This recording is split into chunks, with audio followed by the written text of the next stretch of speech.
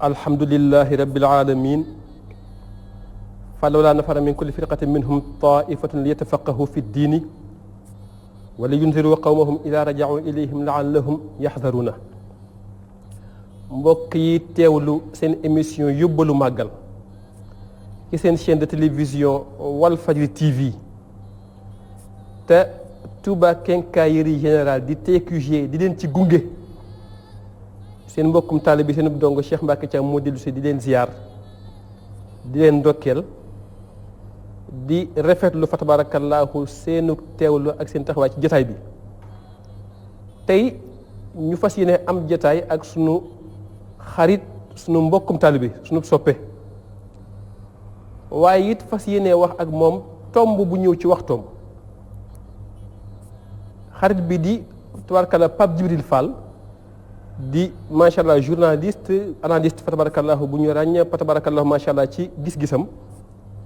waaye dikk ak moom nag ci tomb boo xam ni muy politique ak éthique mu mel ni comme pour jàkkaarloo directement ak sunu gan gi rek damay boole ziar ko ak dalal ko ak dikk ak moom ci sama laaj bu njëkk su fekkee am naa ki ndigal mooy Pape Djibril Fall baatu politique. su ma ne la woon tànnal ma benn baatu wolof boo xam ni benn baat ba dong laay wax mu firi ko lan nga may tontu. damay wax rek ne mooy loo xamante ni ñëpp ko bokk. damay lay nuyu d'abord sant la bu baax di kontaan trop si jotaay bi di la delloo kàddu cant yooyu ak kàddu nuyoo yi di sant yàlla aussi ci tàbbi ci barab bi nga xamante ni damay wax léegi ne patrimoine national la muy Walfadjri ñëpp ko bokk. di ñaan ki nga xamante ni ci taxawaayam la kër gi sanc am existé ñu ñaan sunu borom lépp luñ fi def mu fekk ko foofa sunu borom gën a leeral gannaawam ak kanamam. donc muy oustaz Sidi Lamine Niass di wax ne baat bi xam naa ne pour ñu tënk ko ci benn baat dafay jafe waaye su ma ko bëggoon leeral rapidement damay wax rek ne mooy ñu fexe ba li nga xamante ni ñëpp dañu ko bokk te ñu koy yëkkati di ko am ci loxo yuñ ko dénk maanaam jox leen mandat ñooñu góorgóorlu ba xam ne ay ndaw lañ duñu ay buur duñu dara waaye ay ndaw lañ yoo xamante ni dañoo am chance am responsabilité ñu dénk leen ngir ñu fexe ba mission yi nga xamante ni dénk nañ leen ko ñu fexe ba kenn ku ci nekk di ci gis sa bopp kenn ku ci nekk am dalu xol ak dalu xel ne ñi nga dénk mat nañ li ñu doon. nga indi fi tabarakallah kon lu am solo mu mel ni kon baat bi dama ciy dégg kon benn ni baat bu ñu jéggaani la ba léegi kon ñu di ko faram-fàccee ak a firi waaye di wërandi itam ëllëg suñu génération yi ñëw baat boo xam ne boo nee baat sàngam bi mu indi politique ci turwa waaye ci prima waaye ci maanaaja mais Pape Djibril Fall mu mel ni tey bu nee politique forcément mënuñu ko wax te tudduñu wàllu éthique itam tey boo doon def benn jàng diggante politique ak éthique nga xam ne jënd jëmm la juy doxi ñaari tànk te ba ñu jotee suñu bopp ci waxin ak tey muy suñu indépendance toll ci daanaka 60 ans yu manqué benn yu ñu jàpp ni depuis kon juróom benn fukki at nga xam ne ak dund la ñu ni diir boobu am nañ ko moom suñu bopp ginnaaw buñ ñu nootee ba delloowaat ñu kon suñu moomeel te mu mel ni ba léegi boo nee politique ñu ni kon ni nga waxee sànq kon li ñu bokk autrement dit donc li ñëpp bokk li askan yëpp bokk gestion des affaires publiques mais mu mel ni itam bu boobaa bis ba ñu jotee suñu bopp en 1960 ak tey jii dafa mel ni même yitte ji même ñaxtu yi même gàllankoor yi même jàngoro yi moo fi nekkandi ba léegi te mu mel ni kon saafara amagu ci. am na benn article bu may lire ñu tuddee ko ci tubaab bi sax ñoom ñoo ko bind ñu ne le couple infernal entre politique et éthique ñu ne couple infernal adduna bu yàqu moo egg foofu adduna bu yàqu moo egg ci ne ñu jàpp ne politique àndul ak éthique ñu dem sax ba ne am ñu ne politique sax mooy le cimetière des amitiés maanaam koo ne mënuma koo bàyyi rek bu leen seq politique kon njëriñ dugg na lan moo tax nit ñi di ci jàppante lan moo tax nit ñi di ci bàyyante ndax am na luñ ci sóor wala ndax ñoo jàpp ne mbir mi fii lay yem. pour man la différence fondamentale ci entre les uns et les autres ci ñii ak ñële ci gis-gis yi boo xamante ni am nañ ko ci wàllu politique ak wàllu éthique te éthique du dara lu dul ay normes ay valeurs yoo xamante ni jàpp nañ ne bu ñu ko doxee penc mi dina jag bu ñu demee ba ñaar yooyu ñu jàpp ne waratuñ mën a ànd mooy njëriñ lu teew ci la problème bi nekk mooy ay conflit d'intérêt entre ñi nga xamante ni dañoo jàpp ne dañoo war a góorgóorlu ba li ñëpp bokk ñu fexe ba ñëpp jot ci wala soit ñi nga xamante ni dañoo jàpp ne ñoom dañoo bëgg a aakimoo li ñëpp bokk mooy pouvoir ba ñu ko defee ba ñu ci amee gis-gis bi nga xamante ni mooy instrument d'enrichissement illicite ba tax tey jii képp ku ñu jox ndomba tànk nga gis ñu lay sargal di la tatagal képp ku ñu wàcce ci ndomba tànk bu ñu la joxoon sa kër day mel ni dëj moo fa xew dégg nga ci dernier remaniement bi am après élection yi dégg nga ñu ne am na ministre boo xamante ni bi mu toogee ñuy wax liste bi mu yëgee ne nekkatu ci dafa xëm mel ni amul beneen vie après loolu lan moo tax tey jii bu ñu yëkkatee candidature à la présidentielle en Afrique au Sénégal pourquoi le poste fait autant courir lan moo tax nit ñi di daw ngir poste bi lan moo tax candidature yi du bari ak xëccoo bi lim leen jaral nga recruter ay nit ay nervi ñu ciy xeex di ci rayante lan moo tax rek kaay leen dénk ma bëgg a méttee noonu loolu mooy njëriñ li ci nekk mooy instrument d'enrichissement illicite la pouvoir ak règlement de compte mooy nit koo xamante ni jàpp nga ne tooñ na la da nga naan bés bu ma jëlee pouvoir dinaa régler sama digganteeg moom règlement de compte ñàgguñu ko ñàkk bi ñu ko ñàkk moo tax léegi sax ñoom ñu dem ba am baat boo xam dañ koo tëgg indi ko ci muy baatu apolitique politiciens professionnels yi daanaka ñoom ñoo ko créé vulgariser di ko galvaudé ko ngir bëgg képp ku baax képp kuy défendre ay valeurs bañ a ñëw jege si ci politique bi ku ci jege rek ñu ne la lii gor moomu ko lii nangam moomu ko mooy li séeréer bi di wax bi ñu ne ko définiral baatu politique mu ne am politique mu ne am politique mu ne am po dëgg la yaa ngi dégg. am politique waaw am politique mu ne loolu mooy politique yaa ngi dégg donc gis nga tamit kii di sëriñ bu mag bi Cheikh Ahmadou Bamba gis nga tamit bi ñu ko waxee mu définir ko am na nu ñu wax ne noonu la ko waxee woon wax ne ci ni ñu koy defee la conception bi nga xamante ni moom la ci suñu homme politique yi am daanaka day nekk loo xamante ni dina la ñàkkloo sa ngor ak sa diine waaw ndaxte dañ naan la sooy wax dëgg mënoo ko def soo amee ngor mënoo ko def soo am léegi yooyu ñuy listé ne soo ko amee mënoo def politique loolu mooy dàq éthique waaye nag loolu dafay indiwaat beneen mbir mooy ki nga xamante ni gëm na ne ëllëg dina jàkkaarloo ak sunu borom mu ne ko jàngal sa téere bii nga xamante ni yow yaa ci dañ cee compiler lépp li nga xamante ni moom nga defoon kooku su boobaa li muy def fii dafay xam ne dafay am incidence ci dundu ëllëgam mooy bés bu jàkkaarloo ak boromam. pour man fondamentalement li tax politique ak éthique mënuñu ko boole mooy ngëm gi nga xamante ni jàpp naa ne dañ koy ñàkk jamono bu ne ngëm gi ñàkk ko mooy tax nga jàpp ne sa wërsëg dafa nekk ci loxo nit waaw su boobaa di nga am comportement boo xamante ni dina la tax nga sa éthique nga ñàkk ko su fekkee ne tamit poste bii nga am da ngaa jàpp ne dafa am nit ko ki nga àndal moo tax nga am ko mais su boobaa yow sa yitte yëpp mooy nan ngay def ba rendre ko service moo tax gis nga ñi ñu fi fal yëpp kuy wax rek lan ngay wax mooy ci vision président de la république nit ragal nañoo def discours ba mu jeex sax ci tudduñu président ba jaar ca tur wa ndax jàpp nañ ne looloo leen fi bàyyi am na ci koo xamante ni dégg naa ko bañ ko falee mu ne teraanga ji ma président mu dajale ay mbokkam ne teraanga ji ma président jox donc moom poste bi ñu ko jox teraanga la ko jàppee te xamul ne rek dañ ko dafa nekk serviteur ndaw la koo xamante ni dañ ko yàpp ne ko demal jox nañ la mission loolu moo tax bu ñuy jàngalee ci wàllu diine di fàttali ku mel ni Omar ibnu Abdou Aziz nga xamante ni taxawaayam ci wàllu citoyenneté ci wàllu générosité ci wàllu effort ci wàllu questionner redevabilité am ak devoir de remboursement vis-à-vis de sa communauté tax na ñu ne balaa mu doon jot pouvoir bi dafa amoon yaram waaye ginnaaw bi dem na ba jeex ba mu doy kéemaan nga xamante ni nee nañ bu toogaan këram di waxtaan ci la gestion des affaires dafay taal sondel bi waaye dafay taal lampe bi waaye nee na bu ñu ci noppee rek bay waxtaan ci mbiri boppam ak wala mbir yoo xamante ni concerné wul la cité dafay wax nañ ko fay. nga indi foofu kon maandu. te nga wax sànq lu am solo. mooy couple infernal boobu moo mel ni kon. politique ak éthique. bu doon tey jëkkër ak jabar ju bokk séq néegub sëy dafa mel ni ñoom ñaar seeni kàddu. maam duñu jaaroo taal maram ak biraan te maram ak biraan war a ala kulli xaal uuf njaboot wala yor kër wala defaru askan beneen bi ma jàng ci wax jëfandikoo nga baatu ab politique mooy kon lu baax lu nekk rek couleur politique effacé ko ci ba mu set ca wecc waaye ma gis ni ci ni nga wax mais mel na ni kon ñun politique ak éthique nekkul ay modèles yu ñu war a jéggaani te mu mel ni ci sama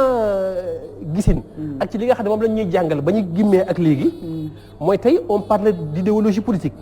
on parle de doctrine politique de théorie politique amul ci benn bu ma gisagul ala kulli xaal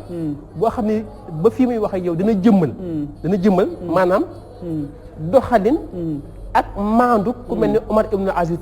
ñi nga si tudd Omar Ibn Abdou Aziz très bien Thierno Souleymane Baal Cheikh Abdoul Khadir Kane jërëjëf pourquoi donc ñun mu mel ni kon am nañu problème mu xëy na repère problème kon delluwaay ndax bu ñu nee la tey marxisme wax la le capital wax la capitalisme wax nangam kon ndax ñun politique bu fekkete ni dañ ne yorinu ak doxalinu yitte askan wi ndax dafa doon loo xam ne ala kulli xaal mënuñoo am ñun suñu modèle bopp ndax mel na ni su ma la déggee doxal yitte yi askan te xamoo bëgg-bëggu askan wa xamoo cosaani askan wa xamoo seeni valeur yi nga xam ne kon ci ngor ak jikko ju rafet ci dëkku ndax kon contradiction mbaa jafe-jafe amul foofu Pape Djibril Fall Cheikh Mbacke li nga wax dafa am solo ba mais Kéba Mbaye dafa wax ci discours bu mu defoon ci université Cheikh Anta Diop en 2005 su ma juumul daal di wax ne Sénégal dafa def 2 faux départs mu ne bu njëkk bi 1960 la beneen bi 62 mu ne faux départ bu njëkk bi mooy tas bi nga xamante ni fédération Mali tas na ko entre Sénégal ak Mali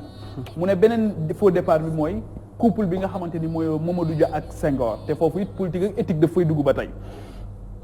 politique ak éthique daf ciy dugg ba tey fan la ñu politique ak éthique toll lan moo war a tax ñu war a ànd ak lan mooy suñu plage de divergence ak lan mooy suñu plage de convergence saa bu ñuy bàyyante wala ñuy jàppante lan mooy enjeu bi lan la ñuy perte wala lan la ñuy gagner ci bàyyante gi ñuy bàyyante ndax bàyyante bi may bàyyanteeg diw dafay gën a ñoŋal mbiru société bi mbiru communauté bi wala ndax bàyyante bi may bàyyanteeg diw dama cee bëgg a gën a defar sama pouvoir gën ko dëgëral ma jàpp ne Kéba Mbaye dafa wax ne 2 faux départs yooyu waaye man 3 faux départs laa jàpp ne dañ ko am beneen faux départ bi nga xamante ni tudd ko mooy 1960 bi ñuy tabax suñu réew dafa am ñu ci beddi ñoo xamante ni ñooñu ñoo tax Sénégal nekk Sénégal mooy ñi nga xamante ni ñoo fi nekkoon di ko xeex di xeex ak tubaab bi ba di xeex ak li tubaab bi ñëw ne yéen amu leen civilisation amu leen dara daal di aliénation maanaam amu leen sax idée amu leen idéologie amu leen pensée amu leen dara amu leen école mu indi une mission civilisatrice indi une mission évangélisatrice ñi ko doon xeex ba nga xamante ni suñu borom defal na leen ci ndam ñii ñu génne leen ñii ñu rey leen ñii ñu dagg seen bopp ñii ñu tasaare seen njaboot mais ñooñu bi ñuy tabax Sénégal mais dañ leen ci waroon boole erreur boobu la ñu def te loolu li ko indi mooy tubaab bi jamono bu nekk dafa am nu muy jëfandikoo Cheikh Mbacke rapidement Afrique dafa connaître ay temps yu métti bu njëkk bi mooy esclavage 3 siècles et demi ñuy ñëw di jël ñi gën ci yow di leen yóbbu bi ñu demee ba xam ne lii Afrique mënatu koo nangu léegi il faut qu'on change de fusil d'épaule ñu indi colonisation 4 siècles colonisation léegi jëlatuñ di yóbbu de léegi dañuy ñëw indi seen civilisation indi seen diine daal ne léegi dañu leen a bëgg a xamal ndax yéen xamu leen waaye loolu yëpp dañ cey jublu gën leen a mën a noot ngir gën a mën a toog ngir gën a mën a jël li gën ci yéen di ko yóbbu d'une autre manière waaye biñ ci jógee dañoo indi nag léegi mooy le néocolonialisme mooy li waaj yu tudde woon le soleil des indépendances nga xamante ni léegi dañ naan léegi colonisation bi kenn mënatu koo nangu nan la ñuy def léegi ba am ay africains de service te tubaab bi ba fii may wax ak yow mosul jëfandiku directement jamono bu nekk dafay am ay africains de service ñoo xamante ni dinañu nekk di ko jaamu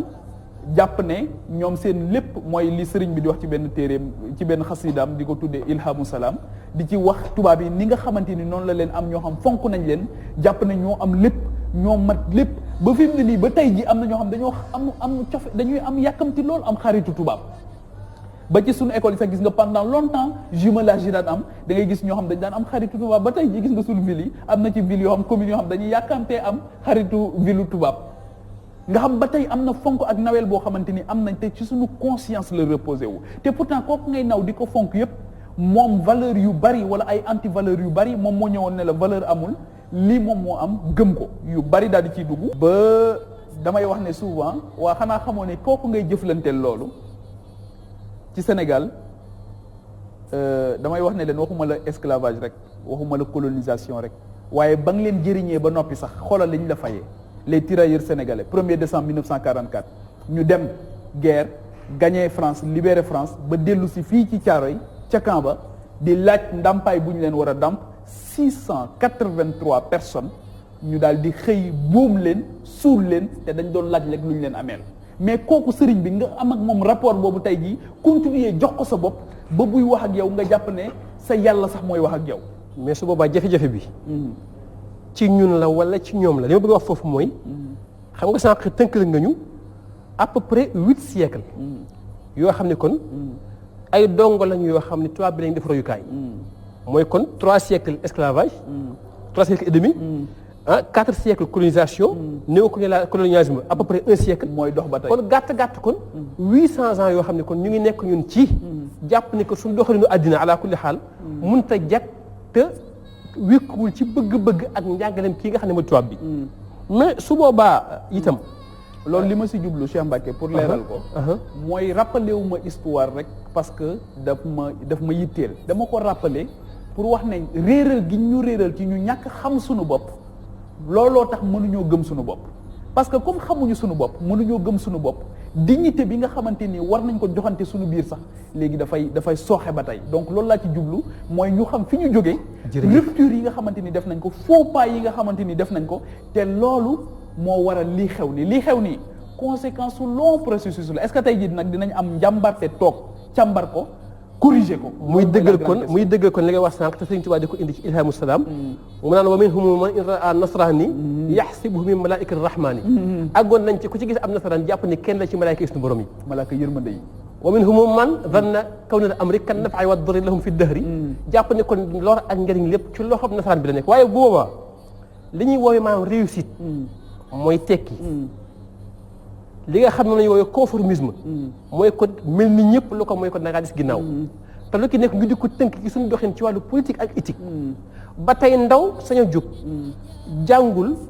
gëstuwul xam-xam nangu la daan dooleem waaye daan ci misaal diwlaay militaire ngir lan boo amee li muy yóotu ma tekki dama benn waay ma sa wax sëñ Cheikh xam naa ne gëmoo politique waaye kaay jàppale diw boo faloo defar sa affaire mu mel ni kon doxin woowu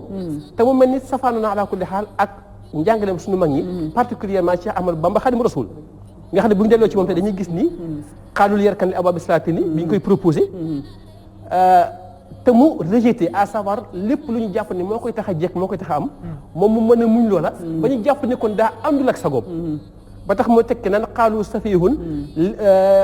safihun li xubbi xaaliqi maliki walam akun lil baraaya ashtaki darar yi kon mu mel ni dañuy toll ba ci fi ngi Sëriñ Tuubaa woowoon ñun muy bëgg yàlla gëm ko roy ci sallallahu alayhi wa sallam mi jàng ne makaarim ak axlaaq muy kon éthique bi gën di éthique mel na ne kon soo ci suuf boo ñu jàpp ni kii amul ambition parce que bëggut a jëmee réew mi sax fuy jariñ askan wi loolu yow ban jàngat nga ci mën a am mais Cheikh Mbacké gis nga fi bu yàggul dara ay ndaw d'abord yu def grève de la faim ndax dañoo jàpp ne dafa am ku ñu jàppale woon ci wàllu politique te kooku joxu leen cër ñuy def grève de la faim gis nañ fi tamit bu yàggul ay jigéen ci Pikine ñu def tamit grève de la faim ndax jàpp nañ ne ki nga xamante ni jàppale nañ ko ba mu falu tey nekk ci bopp réew mi fayul naar ba xoromam ñoom loolu la ñu jàpp moo tax ma ne fondamentalement nañu fexe ba nit ñi am ngëm ndax soo amee ngëm di nga xam ne sa wërsëg nekkul ci loxo nit ñi te di nga xam ne ragal ñoom yelloowuñ ko yàlla moo ko yelloo moo tax liñ ñëpp rawante bokk na ci am repère d'abord te ndax maa ngi koy wax ne boo demee ci tubaab bi tey jii boo demee France di nga fa fekk par exemple plus de 1500 musées boo demee Amérique boo jëlee seen passeport da ngay gis ñu defal la ci les pères fondateurs ñi nga xamante ni jàpp nañ ne ñoom ñoo xalaat li tax Amérique nekk li mu nekk tey mais ñun tey boo ñëwee Sénégal on a un consensus autour de quoi en réalité wala autour de qui koo fi tudd am na ñu jóg pour wax xotti war maam koo fi tudd rek te pourtant ñooñu ñu sonnoon pour Sénégal lañ ñu sonnoon pour mais tey jii mais fan la ñuy tudd ci discours officiel Maba Diakhou Ba fan la ñuy tudd ci discours officiel Thierno Souleymane Baal fan la ñuy tudd ci discours officiel Cheikh Abdoul Qadir Kane lan moo gën a yell président Sénégal tey jii taxaw Nations Unies tudd ñooñu nga xamante ni jàpp nañ ne c'est de grands Africains c'est de grands Sénégalais mais rupture fondamentale boobu ñu am ci bañ a renouer le fil avec ce que j'appelle les pères fondateurs loolu moo tax mënuñoo renouer le fil aussi avec les valeurs fondatrices parce que valeurs fondatrices yooyu nga xamante ni mooy éthique ak yeneen yooyu nga xamante ni ñun amoon nañ ci consensus ba tax li am feneen ci yeneen capitales yi yëpp yi nga xamante ni ci Afrique nootoon nañ leen loolu tubaab bi mënu ko réussir Sénégal li tax mënu ko woon réussir Sénégal mooy daf fi tuddoon fekkoon benn force de résilience daf fi fekkoon ay tund daf fi fekkoon ay kuréel yoo xamante ni ay nit yu mag yoo xamante ni dañu taxawoon bañ loolu ku ci mel ni Cheikh Xaali Omar Fall nga xamante ni borom école bu Pire nga xam école boobu dañu ko lakk ne ko yow bu ñu lakkul école bi dootuñu mën a noot réew mi fan ngay dégg ñuy tudd école boobu wala ñu koy waxtaane ca Caaroy 44 bi ma la wax ni fan lañ koy tudd di ko waxtaane mu mel ni loolu nga wax daf may delloo ci sànq wax nga valeur fondatrice wax père fondateur mu di ma delloo ci patrimoine kon matériel ak immatériel léegi kon fan la sooxe gi amee ndax ki ñu war a jàngal la wala ndax ñi war a jàngale parce que dafa mel ni ma sama jafe-jafe itam mooy diggante émetteur bi maanaam ki nga xam ne moo war a jàngale diine ba ndaw ñi xam ne lii muy dëgg yu baax ñi nga tudd bu ñu toppee seen tànk fu ñu teggee seen tànk ñu teg fa suñu bos réew mi dem fu ñu bëgg a àgg léegi ndax kay jàngale moo fa nekkatul waa ndax ñamu daan jàngal ñuy jëfe du jëriñ réew mi ñoo fa nekkatul mission yi ñoo wuute nit ñi dafa am xam nga damay wax souvent ma ne wax naa ko ci Masalik bi ci benn waxtaan bu ma doon waxtaan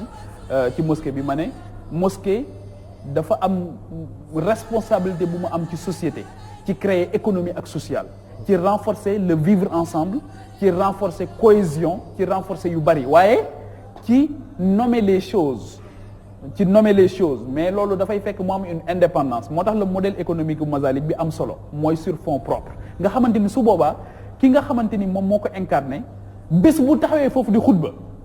xamul ñi nekk ci kanamu sàppe yi xamul ñi nekk ci ginnaawu sàppe yi rupture d'égalité du am dëgg bi daf koy wax te jëmmi yàlla rek tax ak lu mën a defar société bi te ñun problème bi foofu la mooy tey jii force bi nga xamante ni Serigne Touba amoon na ko ba jàkkaarloo ak ñooñu nga xamante ni c'était des hauts dignitaires politiques ne leen yéen fi ngeen may jéngloo jëm baaxul ci sunu réew baaxul ci sunu askan baaxul ci sunu ngëm kan moo amati force boobu pour wax ko su ñi nga xamante ni ñoom la ñuy jàkkaarlool jamono ji question de mission la question d'assumation la question d'affirmation la mooy tey ki nga xamante ni ñoo ngi koy woowee kilifa diine fan la toll ci mission boobu ndax daf ko donn rek wala ndax daf ko doon dëgg-dëgg wala ndax ba mu ko donnoo ba pare doon na ko donc option existentielle daf ciy am aussi foofu noonu option existentielle mais su boobaa Pape Djibril ñun ñuy tuddoo ay taalibe te ni Serigne Touba mooy suñu royukaay te loolu nga wax sànq c'est très pertinent bu boobaa ñun suñu delloo ci la mu tontu woon moom faqultu hasbiya rabbi waktafaytu bihi walastu radiya ghayra al-ilmi wa diini nga xam ne kon moom mbiram ci ñaar la ko taxawal mooy kon xam-xam ak diine mooy diine joo xam ne ala kulli haal du it diine sa mbaxloo du diine bës du diine événementiel waaye diine ju sukkandiku ci xam-xam ca taxoon mu naan inni ujaahidu bil ulumi wa bit tuqaa donc su boobaa itam est-ce que jafe-jafe amu ci diggante ñi ni diw la ñuy roy seen diggante ak ka nga xam ne moom la ñu war a roy te bu fu mu teggee ab tànk ñoo dafaa teg seen bos te mu mel ni sawar nañu waaye ala kulli xaal toppin wi ala kulli xaal ak royin wi tey murit la ala kulli xaal taalibe la xëy na baat bi di jib mel na ni moo gën a yaatu doxin wa sëriñ ba bëggoon tey ala kulli xaal ndaw ñi particulièrement dox ko ba mën a amal njëriñ li nga xam ne kon mooy réew mi xam nga sëñ Mountakha dafa wax keroog lu am solo mooy na ñëpp ku nekk na xoolaat taxawaayam il va même plus loin gis nga ko keroog ci Masalik bi mu daal di génne sax li nga xamante ni mu joxe ndigal ci li nga xamante ni mooy wirdul maaxus ngir bëgg gaa yi gën ci bàyyi xel loolu mooy lan loolu mooy yoonu Cheikh Ahmad Bamba ci niñ ko tuddee ci philosophie bi ci moom taxawaayam posture am li ko may yëpp daf ko teg ci xam boppam xam ki mu doon xam mooy li sëñ Saliou Mbacké doon wax ne li ñu fi indi te bàyyi ñu fi comprendre enjeu yi xam li nga war a def xam ni nga ko war a defee xam fi nga ko war a defee xam ki nga ko war a jëfeel ak posture bi nga xamante ni amoon na ko déjà ba loolu tax ñu persécuté ko fii ci Dakar exilé ko ensuite en 1895 loolu yëpp li ko jaraloon mooy nan lay def ba moom ki mu doon ak askanam communauté am ndaxte éthique saa bu ñu ko waxee rek dafay am une dimension collective éthique suñu ko waxee mooy yow li ngay jëf foog ne yow rek la concerné dafay am jeexital ci société bi donc loolu moo tax jàngale diine yëpp incidence bi muy am incidence collective la mooy yow li ngay def foog ne ci yow rek la yemul ci yow dafa am benn jeexital bu mu war a am loolu moo tax ndigalu yàlla yëpp boo ci jël dafay am pratique culturelle yëpp dafay am benn conséquence bu mu war a am positive sur la communauté te bu ñuy wax ay makarimal axlaq bu ñuy wax jikko yu rafet ak yooyu yëpp mais jikko yu rafet c'est pas par rapport à toi-même sa digganteeg sa bopp la sa digganteeg sa morom sa digganteeg sa morom loolu mooy relation ñetti relation yi nga xamante ni mooy nekk challenge bi nga xam nit ki dina koy am saa bu xëyee te boo jëlee julli shahada bi d'abord mooy li ma waxoon léegi ci ragal yàlla rek xam na yàlla rek mooy yàlla kenn du yàlla ku dul moom yonent bi sallallahu alayhi wasallam la yàlla yónni su boobaa incidence ban la war a am mooy waratoo ragal doomu aadama li ngay ragal mooy tooñ doomu aadama ngir jëmmi sa borom soo ñëwee ci julli ban conséquence la war a am soo jullee lan la lay dimbalee loolu la julli di la dimbalee mais éthique la parce que dootoo def caay-caay ak loo xamante ni baaxul nga jël aj màkka mu ramener la ci humilité ak bàyyi xel bésu bu mujj ba iqra kitabaka kafa bi nafsika yawma alayka hasib nga xamante ni di nga xam ne yow ëllëg di nga jàkkaarloog sa borom mu lay laaj ngay tontu téere boo xamante ni yow yaa ko yóbbu donc nga jël finalement ndigal yépp dafa am benn incidence bu ñuy am ci collectivité bi donc éthique ak politique comme politique mooy la gestion des affaires publiques éthique bi ñu ci convoqué mooy nan ngay def ba assumer ci sa responsabilité mooy destin croisé 2 points défi et responsabilité yan défi nga am par rapport à la société ban responsabilité nga am par rapport à la société. te muy la am solo loo xam ne moom may delloo ci xëy na sama laaj bu mujj mooy tey yan terme de référence yow nga mën a joxe en terme de suivi évaluation yoo xam ne mën nañ caa tënku pour doxal ci li nga xam ne moom nga ñu joxoñ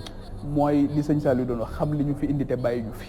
mais xam lan la ñuy bàyyi les générations actuelles et futures kenn ku ci nekk na xam ban responsabilité la am kenn ku ci nekk na xam lan moo ko war sa digganteeg réew mi lan moo ko war sa digganteeg Afrique lan moo ko war sa digganteeg der bu ñuul bii nga xamante ni dañu ko noot dañu ko tooñ ay at yu bare te ñun fierté boobu la ñuy laaj ñu delloo ñu ko loolu moo tax may faral di wax xale yi léegi may leen xanaa gëj ngeen gis Gorée ci journal télévisé ñu ne ma waaw gëj nañ ko gis de may leen man de damaa gëj a gis Sénégal am gan sax ba mu dem Gorée waaw parce que Gorée dafa symboliser lu bëri yooyu noonu loolu moo tax commémoration ak célébration am solo mooy li ñu jëm ni ci fukki fan ak juróom-ñett ci weeru safar bés yooyu ay bésu introspection la ay bésu delluwaay la ay bésu xalaat la yoo xamante ni dañuy xool nan la fi ñu toll tey nan la ñuy évaluer ba mën a defaat un bon qualitatif te loolu nag moom mooy des yenn saa yu xumb yi ak raj-rajloo bi day ndax at mu jot par exemple Magal Touba dinañu am un thème mais thème boobu au-delà du comité scientifique nan la ñuy def ba les résultats attendus de ce thème-là soient plus vulgarisés. mu war ñoo yóbbu kon ci bu ñu dégagé te projet wala thème mu màggal par exemple tey ginnaaw màggal nag ñu àgg ci lu mel ni ab mémorandum boo xam ni mën nañ koo jël jox ko ñuy doxal àddina ñu mën caa sukkandiku conformément ak njàngale sëriñ bi kon Pape Djibril mu ne ma ne mu mel ni su boobaa kon bu ñu ne tey te mu màggal war nañ caa jóge àgg ci lu mel ni mémorandum bu ñu jukkee ca lañ jàngat ca màggal ga mën koo jox ñuy doxal réew mi ñu mën caa sukkandiku kon ngir jegal xam nga li nga xam fàtte woon naa ko léegi bi ngay wax ci jàngale bi dama laa bëggoon wax ne réew yi nga xamante ni yëpp am nañu taxawaay bu am solo dañu xam ne jàng c'est une question de souveraineté mais bu fekkee ne la loi même sur daara moderne yi dañ ko discuter au niveau de l'ambassade de France mooy problème am na loi pour réformer daara Sénégal ñu dem di ko waxtaane ambassade de France sa jàng tey jii budget bi nga boo ci génnee li ci bailleurs yi di def daanaka dara du ci des mais jàng c'est une question de souveraineté maîtriser woo ce curricula mu delloo ma kon ci li Sëñ Tuubaa waxoon mu ne xam sa bopp mënal sa bopp door a moom sa bopp exactement mu ne ngir ku la mënal sañal la mu tekk ne ngalawaay na doon kala war a sañal Pape Djibril Fall jotaay bi tuwaal kal dañu fay tegandi baaraam rek ci kattanu suñu borom ñeen suñu borom séq ak yow yeneen jotaay mu gën a yaatu lool macha Allah ndaxte njëriñ la lan ngay